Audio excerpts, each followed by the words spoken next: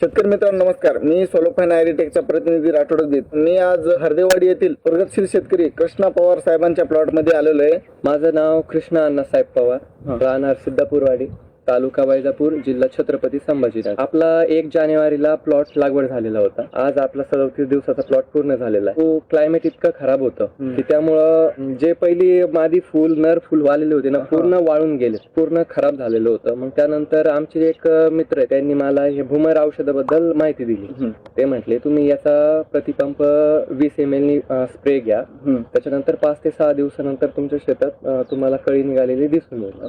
त्यानंतर मग मी हे घेऊन आलो, त्याचा प्रतिपंप 20 ml फवारणी घेतली. फवारणी करून 6 ते 7 दिवस पूर्ण झालेले. तर आज आपल्या शेतामध्ये भरपूर प्रमाणात नर कळी निघालेली आहे आणि मादी कळी ही आता भरपूर प्रमाणात निघायला सुरुवात झालेली. काही निघाली 5-6 एका वेळेवरती आणि अजून 3-4 दिसायला लागले. तर माझा प्लॉट हा पूर्ण फेल झाला असता, पण हा फवारल्यामुळे मला आता असं वाटतंय की आपला प्लॉट हा सक्सेस होता. मी आसपासच्या शेतकरी मित्रांना मग बूमर बद्दल काय सांगू शकता?